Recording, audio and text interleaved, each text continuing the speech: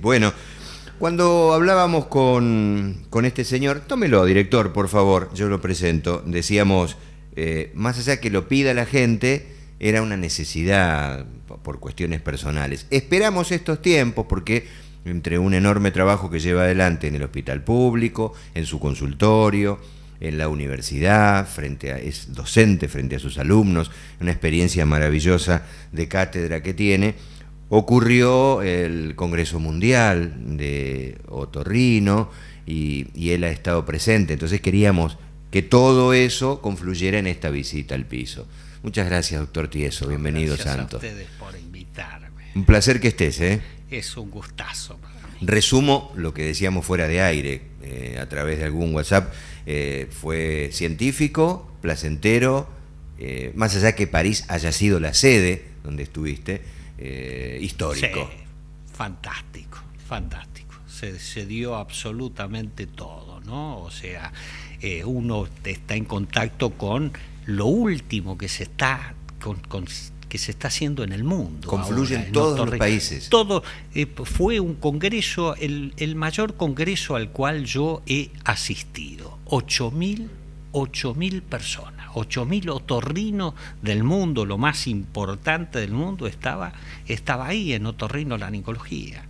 Y después las exposiciones, ¿no? Es realmente grandioso, y el tiempo después de las exposiciones que uno tiene para intercambiar pensamientos con el resto de la gente, que uno no tiene oportunidad de verlos casi nunca. ¿Cuánto duró el Congreso? Y 5 días. 5 días. Maravilloso, maravilloso. ¿Y qué te deja, digamos, además de estar enriquecido y demás, pero hay realmente innovaciones o hay cambios que de pronto son sustanciales en Otorrino? Sí, cambia permanentemente, es impresionante. Mirá, te voy a un hecho chiquito. Simplemente ahora en las hipoacusias súbitas, es decir, las que aparecen en un oído, que uno pierde un oído en forma rápida, que no se sabe bien por qué,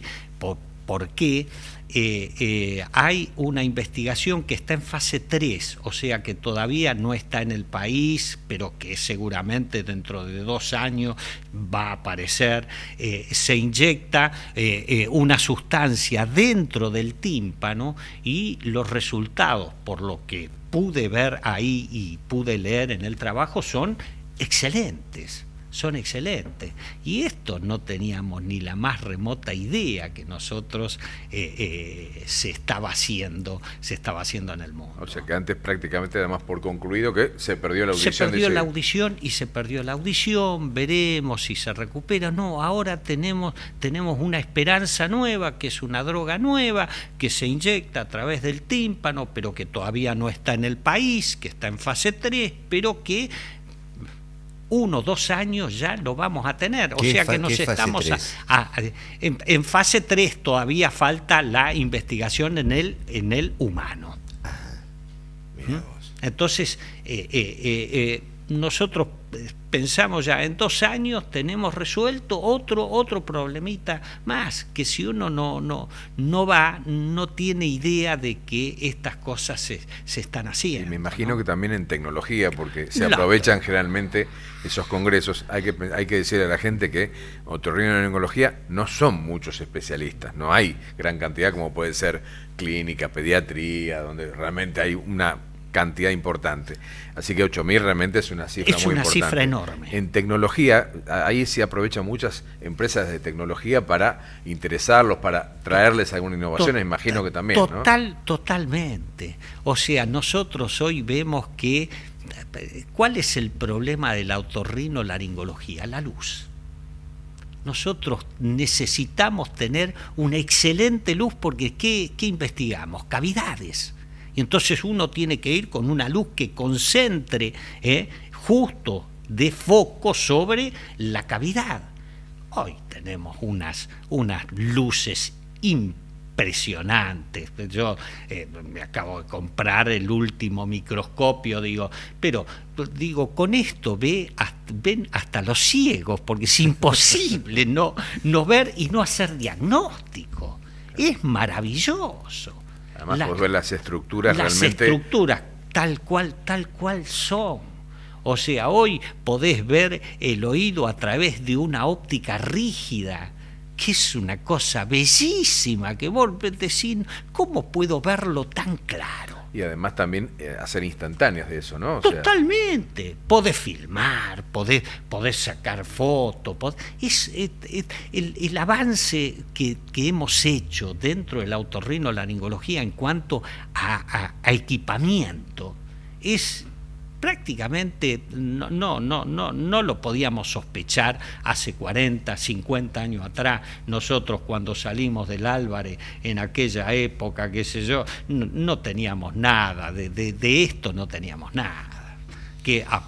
Te digo, vos que saliste del mismo hospital que yo, el Álvarez, nuestro maestro Chiovino, no lo podemos dejar de recordar hace tanto tiempo, pero acaba de morir uno de los maestros de la otorrinolaringología, el profesor Thompson, 103 años. Bueno, simultáneamente cuando estaba Chiovino estaba Thompson de jefe Thompson, de servicio. O sea que nosotros estábamos ahí. Yo fui jefe de trabajos prácticos con él y él prácticamente fue el que me inició en la otorrinolaringología. O sea, es una noticia triste, pero nosotros tenemos que rendirle homenaje a nuestros maestros, porque el médico sin maestro no es médico. Seguro. Y este tema de tecnología te permite además hacer un seguimiento, porque vos de pronto filmás o hacer una instantánea de un momento de la enfermedad y de pronto ves con el tratamiento la evolución. Es que nosotros no solo podemos hacer tratamiento, fíjate vos que los trastornos de laringe que otrora uno no tenía, el paciente decía, me duele la laringe, doctor, qué sé yo, me dieron tantos antibióticos, me dieron antihistamínicos y yo sigo con la tos y sigo que a la noche me ahogo, doctor. Y hoy sabemos que a través de las fibroscopías, ¿no? Y es una pavada hacer una fibroscopía, la hacemos a través de la nariz o en forma rígida, porque tenemos los rígidos, la fibra óptica y el fibroscopio a través del fibroscopio.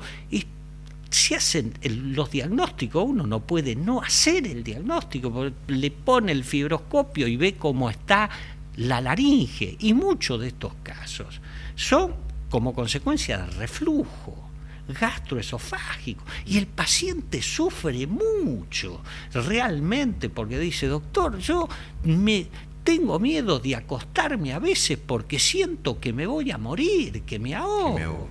Y uno le hace el diagnóstico, hace el tratamiento y cuando llega dice, soy otra persona, puedo dormir tranquilo, ando fantástico. Es maravilloso.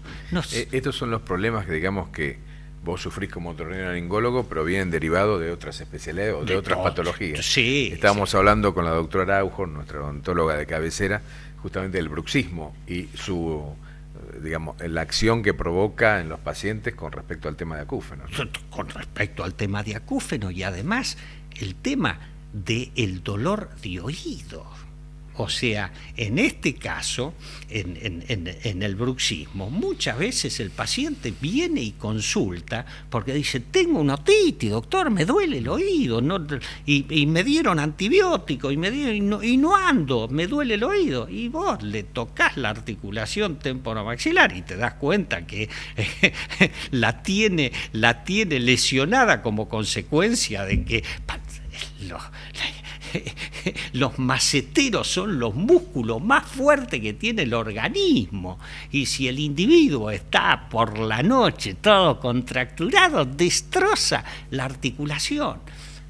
Ese destrozo de articulación te lleva al dolor de oído y muchas veces al acúfeno también. Y uno dice, ¿por qué tiene acúfeno? Si no tiene nada que ver con la vía auditiva. Es uno de los estudios que estoy realizando ahora. ¿Por qué miércoles un trastorno de columna cervical por qué un trastorno digestivo Estomacal te puede llegar a dar un acúfeno. Estas son cosas magníficas, porque nosotros sabemos que es así. Ahora, a mí lo que me interesa como médico que se dedica a la ciencia en sí, el saber exactamente por qué es así. Esto... No, quería preguntarte algo. Esto es, ¿por qué un trastorno de columna cervical te puede, además de dar acúfeno, te puede llegar a dar vértigos? Si alguien se pregunta, bueno, ¿qué es el acúfeno? Ahora vamos, espere que entramos de lleno en todo. Estamos en una sociedad complicada, son tiempos donde hablan que la salud está en decadencia, que ha explotado, que las tres patas del hospital público, las obras sociales, lo privado, está todo mal. Vos te vas a un congreso, por lo que contás, único, has tenido la posibilidad de participar. ¿Cómo estamos en relación al mundo? Porque estás hablando de tecnología, nadie imaginaba que a partir de una luz tan excelente como la que te puede dar tu microscopio o alguna lente, te permite el estudio completo del órgano. Es maravilloso lo que contaste. Pero ¿cómo estamos en relación con el mundo? No estamos lejos, no estamos lejos. Y esto de la lejanía, yo estoy orgullosísimo de ser otorrino, porque fíjate vos, nosotros fuimos escuela del mundo en otorrinolaringología. O sea, en muchas de las cosas que hoy se saben afuera, fue porque nosotros las enseñamos nosotros por primera vez acá. Vos tenés que pensar que la primera operación parcial de laringe se hizo en el Río La Plata. Se hizo en el Río La Plata, no se hizo en otro lugar. Nosotros tenemos excelentes otorrinos laringólogos y hace tiempo atrás venían los alemanes y preguntaban por nuestro maestro Tato, por su maestro Tato. Y Tato fue nuestro maestro, fue maestro nuestro y maestro del mundo. O sea que no, yo la verdad no envidio nada. Me encanta que le vaya bien, que en tecnología ellos evidentemente tienen mucho más recursos y pueden investigar. Desarrollo más inmediato, ¿no? Pueden investigar con más recursos. Pero te digo, Raúl, que no tenemos nada que envidiarles, nada que envidiarles. Yo me lo veo y tenemos chicos con un empuje dentro de la otorrinolaringología que a mí me sorprende, realmente me estás sorprende. Hablando desde el hospital público. Desde también, el ¿no? hospital público. No es que estamos diseñando un margen para imaginar que las prepagas o las obras sociales son las únicas. No estamos tan lejos, y si hacemos las cosas bien, yo soy un tipo que tiene mucha fe, pero no una fe estúpida, porque simplemente una creencia. No es una fe religiosa. No es una fe religiosa. Claro. Fíjate vos que yo siempre cuando hablo de estas cosas digo respecto de la fe, yo digo, miren chicos, lejos de Dios nada es posible. Y cuando digo esto, viste, me dicen los chicos, pero nosotros no venimos a estudiar religión. No, les digo, yo no practico ninguna religión. Me encantan todas las religiones porque realmente creo que le han hecho muy bien a la humanidad. Pero yo no creo en Dios. Yo estoy seguro que Dios existe porque el oído existe. Y si un órgano matemático, porque después de haberlo estudiado 40 años, y yo le digo a los ingenieros, le digo, ustedes estudian la onda afuera del oído, con la impedancia característica, la impedancia acústica, la impedancia específica, la impedancia, inclusive la impedancia eléctrica, la impedancia mecánica, todas esas impedancias son las que estudian ingeniero para saber cómo funciona el afuera del oído. Yo le digo, con todas esas impedancias, ustedes no pueden explicar el oído. Ustedes no pueden explicar el oído, porque en el oído adentro hay un movimiento armónico que describimos hace 20 años atrás, que no es ni onda ni vibración, es otra cosa, que se tiene que estudiar con otras fórmulas. correcto, que nosotros las escribimos, o sea que esto lo estuvimos enseñando en ingeniería muchos años, y los chicos, los ingenieros actuales, que casualmente me encontré con uno de mis alumnos en el Congreso Mundial, me viene a saludar y digo, pero hasta ayer eras un nene, viste, y ahora te veo acá entre los más grandes. Es una alegría enorme, realmente. Nos quedamos en el corte, en la charla con Santos y este viaje bien organizado, ¿no? Para 8.000 es imponente decir muy la bien, cifra. muy Sí. bien organizado. Pero bueno, es el centro del mundo. Sí, pero de todas maneras nosotros tenemos para investigar y para hacer congresos también. No estamos muy atrás. No estamos muy atrás. Vos sabés que nos ha escrito entre los mensajes que tenía pendiente ahí al WhatsApp. Gladys dice: vivo en Francisco Álvarez, podrían tocar el tema acúfenos, algunos mareos, algunos vértigos. Me parece que todo tiene que ver. Muchas gracias. Bueno, Gladys, acá está como para empezar a desarrollar. Si alguien pone recién la tele y escucha acúfenos y no los ha tenido, pero los está nombrando, ¿qué es un acúfeno? Un acúfeno es un ruido que uno percibe. O sea, los otorrinos los dividimos en vibratorios y no vibratorios. ¿Qué es esto? O sea, uno puede percibir un sonido que existe, como por ejemplo el sonido del corazón. El corazón hace ruido, cuando late hace ruido, pero ni vos, ni yo lo escuchamos, ¿correcto? Ahora, por alguna alteración del oído, ese individuo puede llegar a escuchar su propio corazón. Y ya eso molesta, ¿correcto? Esos son los acúfenos vibratorios, en los cuales el sonido real existe. Ahora, hay otros acúfenos que son los no vibratorios, donde el sonido no existe, o sea, no hay nivel de presión sonora en ningún lugar. Sin embargo, el paciente siente un ruido. Y eso, ¿cómo se da? Como consecuencia de un trastorno a nivel del oído interno. Dame un ejemplo de ruido. ¿Qué ruido? ¿Cómo es ese ruido? ¿Qué Te siente? tenés que imaginar que alguien se levanta a la mañana y de repente empieza a sentir Zumbidos. y entonces lo primero que hace es empezar a buscar la fuente. Claro, correcto.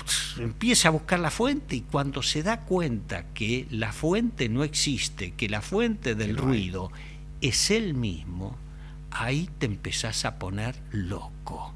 Uno dice, pero ¿cómo? ¿Eso pone tan nervioso a la gente?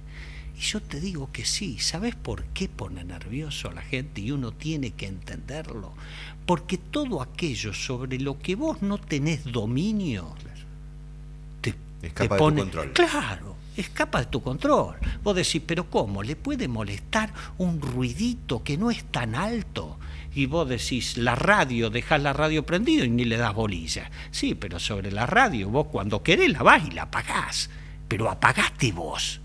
Si no ves dónde tenés la perilla para apagarte. Y esto cada vez se incrementa más, porque es un círculo, termina siendo un círculo vicioso, que cuanto más bolilla le das al ruido, más lo escuchás, más nervios tenés, y muchos de los pacientes terminan en tratamiento psiquiátrico. ¿Se instala y queda, o se instala, manifiesta un momento, permanece todo a el veces, tiempo? Está... A veces te dura todo el día. Otra vez lo escuchás solamente cuando... Hay pacientes que dicen, yo lo escucho nada más cuando me voy a dormir.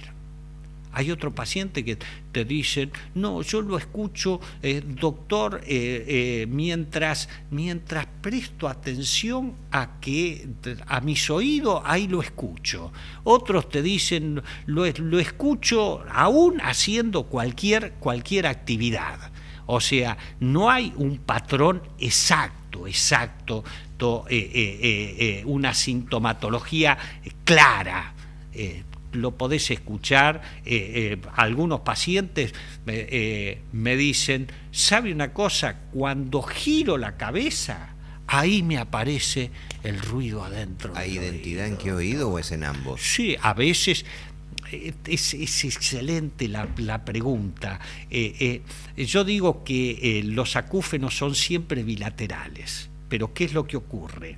Uno siempre escucha el acúfeno más fuerte, el del oído más afectado. Si uno logra quitarle el acúfeno del lado afectado, donde lo escucha, sin alterar el otro, lo empieza a escuchar por el otro. ¿Correcto? O sea que el tema de los acúfenos es un tema realmente fascinante. Yo empecé a estudiar esto con Bello en aquellos años. Bello, otro maestro de la otorrinolaringología, y recuerdo que Bello decía: los núcleos cocleares y vestibulares no son núcleos solamente, no son solamente del oído, pertenecen a otros órganos. Y eso es verdad, pertenecen a otros órganos, porque tienen sinapsis con la columna cervical, tienen sinapsis con el cerebelo, tienen sinapsis con la corteza. O sea que es un problema complejo que recién ahora estamos estudiando científicamente más. Correcto, todavía no tenemos todas las respuestas. ¿Es una línea de consulta común a tu consultorio? Tema de acúfeno, digamos, se fue acrecentando. Sí. ¿Estás contando anécdotas y experiencias que vivís ahí? No. El acúfeno yo lo atiendo hace 40 años atrás, porque me dedico a estas cosas. Tengo anécdotas de acúfenos para contar hasta risueñas, ¿no? Recuerdo... Porque yo siempre digo... No hace falta que te pida, pero contá uno. Te digo, yo esta la cuento en general, casi se las explico a todos mis pacientes también, porque esta fue una de las primeras, te digo. Yo siempre digo que si uno tiene que aprender a anular el acúfeno, no a convivir con el acúfeno. Me acuerdo que tenía un paciente que era terrible, ¿no? Hasta con mal humor llegaba al consultorio y me decía: esto me va a matar, tengo este ruido en la cabeza que no sé qué hacer, perdí la paz, qué sé yo. Y yo le decía: pero usted pensa un poquito, ¿en algún momento se te va?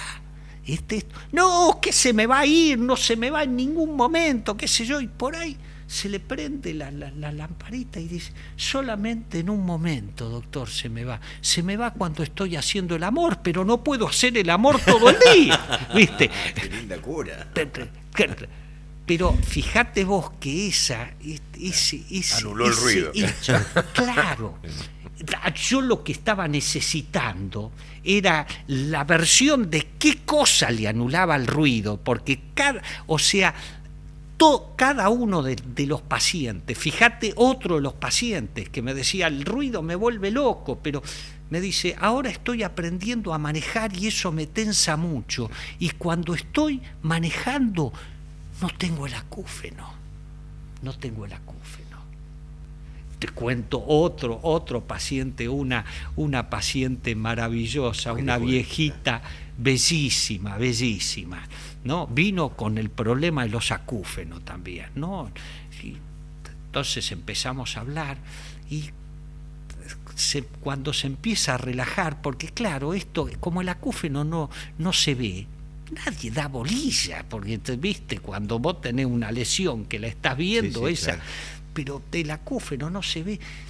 Y la viejita me dice: doctor, ¿no se va a reír usted? Le digo: mire, yo la verdad no me río de nadie. Me dice: no, porque yo cuando cuento lo que le voy a contar, yo veo que el médico se sonríe y me termina mandando al psiquiatra. Digo: cuénteme, porque estas son las cosas que te enriquecen, porque todo lo que está en el libro no alcanza para resolver los problemas. Tenemos que seguir estudiando, y el estudio te lo da el propio paciente. Yo aprendí más de mis pacientes que del libro.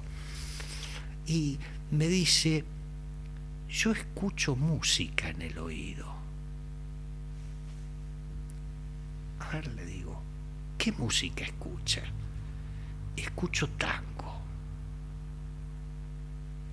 Le digo, pero tangos que usted no escuchó nunca. No, doctor, yo siempre escucho, me aparece la música en el oído, pero es música que yo escuché alguna vez. Claro, cuando le digo, yo no, ¿cómo me voy a reír de usted? Digo, si yo hubiera pagado para que venga usted al consultorio a contarme esto, porque nunca había tenido un paciente que le había pasado exactamente lo mismo. Pero yo tenía en mente que era posible que esto ocurra. ¿Por qué era posible? Porque me imaginé yo estudiando los acúfenos, digo, en algún momento va a venir alguien a decirme que escucha realmente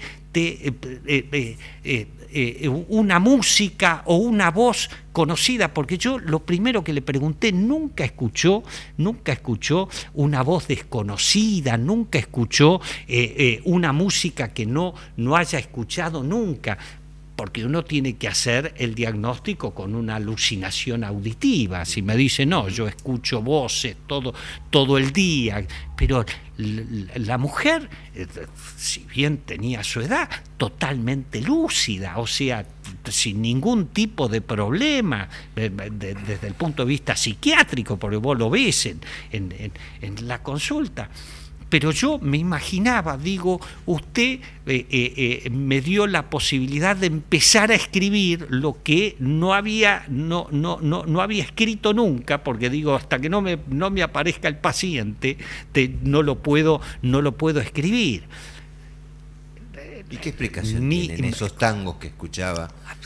Te voy a decir por qué yo pensé que era eso posible.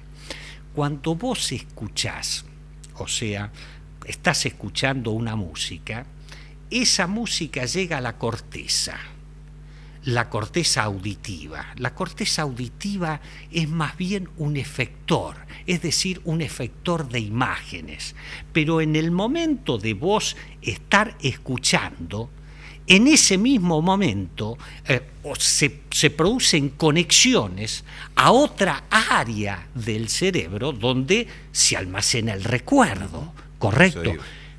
Pero esa área del cerebro donde se produce el recuerdo es unidireccional, no puede ir para el otro lado, va solamente para un lado. O sea, cuando vos recordás la música, vos la estás recordando, la estás tarareando, pero no la estás sintiendo, porque no la estás sintiendo con tu corteza auditiva real, la estás sintiendo con tu corteza auditiva de recuerdo, ¿correcto? Si por alguna causa, digo, esa válvula que es unidireccional se transforma en bidireccional, es posible que vos el recuerdo no lo arranques desde ese lugar, sino que lo arranques desde la propia corteza auditiva. Por eso es que te digo, hubiera pagado. La pobre mujer me había pagado la consulta, digo, pero yo aprendí tanto de usted que merecería pagarle yo a usted Vienen de todos lados a verte, desde Córdoba te vienen a ver. Vino de Córdoba. Sorprende. El otro día una paciente de Mendoza me vino a ver y le di todos los ejercicios que tenía que hacer para...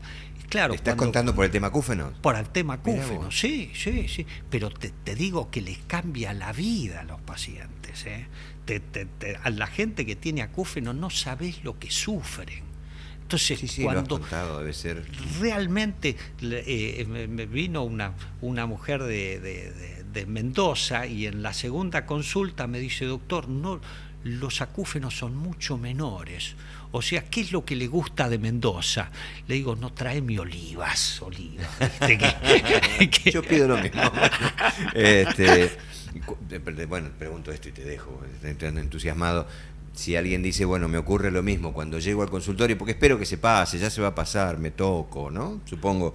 Y cuando ves que sigue y sigue, pero van buscando, deme algo, una pastilla, unas gotas, una inyección, una medicación. ¿La hay? Hay medicación y yo digo, hay ejercicios para hacer.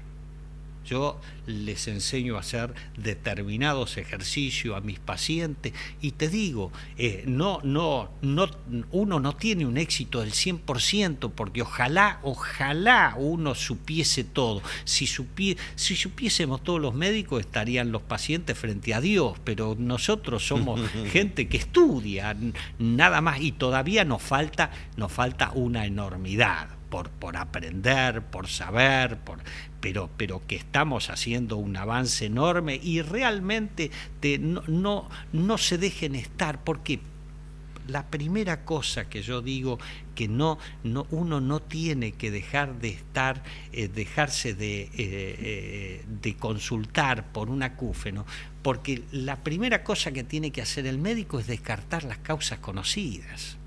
Correcto. Un síndrome de Meniere da acúfenos y uno tiene medicación para eso. Un neurinoma del acústico, es decir, un tumor del nervio auditivo, puede llegar a dar acúfeno y uno tiene tratamiento para esto. O sea, algunas drogas pueden llegar a dar acúfeno y uno tiene la posibilidad de quitar el acúfeno haciendo el diagnóstico. O sea que la primera cosa tremendamente importante, primero es consultar. ¿Para qué? Para descartar todas las causas conocidas, las que tienen tratamiento específico. Y si uno descartó todas esas, entonces después comienza con el tratamiento empírico. Pero lo primero que tiene que hacer es descartar todas las causas conocidas. No, yo quería, ya creo más o menos redondeamos el tema acúfenos. Hay una pregunta, porque viste, mucha gente habla de los músicos, yo qué sé, el ejemplo de Charly García, que dicen que tiene el oído absoluto, o sea, gente que realmente está preparada, que uno no sabe si es una variante anatómica, si es una percepción sensorial propia de cada persona o si es un entrenamiento para, digamos, afinar y demás y componer lo que se compone. No, yo te digo, el cerebro es una de las cosas más maravillosas que yo he estudiado. Respecto a una pregunta lindísima, porque yo siempre le digo a mis alumnos, si ustedes quieren aprender braille, ¿pueden hacerlo? No. Si vos te doy para que vos aprendas braille, seguro que no aprendés. ¿Sabés qué tengo que hacer para que vos puedas aprender? Te tengo que cegar durante un mes. Si yo te dejo ciego durante un mes, vos empezás a poder aprender braille. ¿Sabes por qué? Porque el área visual, occipital, que vos tenés para la información visual, que en ese momento no tenés, ¿por qué? Porque te tapé los ojos, se transforma en área táctil.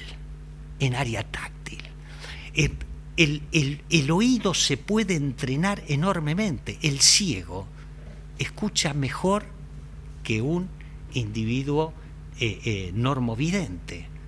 ¿Por qué? Porque parte del área auditiva que no tiene pasa, o sea, parte del área visual que no tiene, agudiza el otro. O sea, fíjate vos, cuando un chico tiene un trastorno en la escuela en matemáticas, cuando me dicen a mí las matemáticas no me gustan, qué sé yo, esto es un despelote, ¿sabes qué le hago hacer? Le digo a la madre, mándelo a música, porque el área de la música es la misma que pone en juego el chico en el aprendizaje matemático. O sea, el cerebro aprende todos los días, todos los días, hasta el día que nos morimos. O sea, la plasticidad es enorme. Después, si quieren, fuera de cámara les cuento qué es lo que pienso yo respecto, porque hice algunos trabajos al respecto también, respecto de esto. Y evidentemente lo que yo les digo a los músicos, que traten de utilizar menos la cucaracha. El retorno. Sobre esto escribí algunos artículos. Yo uno de los artículos escribí la paradoja de Tieso. ¿Sabés cuál es la paradoja de Tieso? Bueno, no tenés por qué saberla porque no tenés por qué estudiar otorrino. Lo conozco el autor.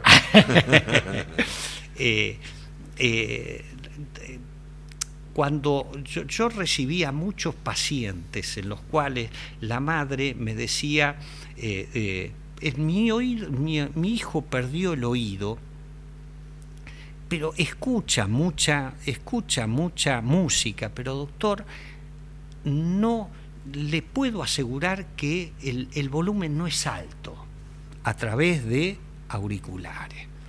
Entonces yo me preguntaba para mí, digo, ¿me estará mintiendo la madre? Porque uno tiene cuando el paciente le dice eso, uno tiene dos formas de reaccionar, decir, o me está mintiendo o me está diciendo la verdad.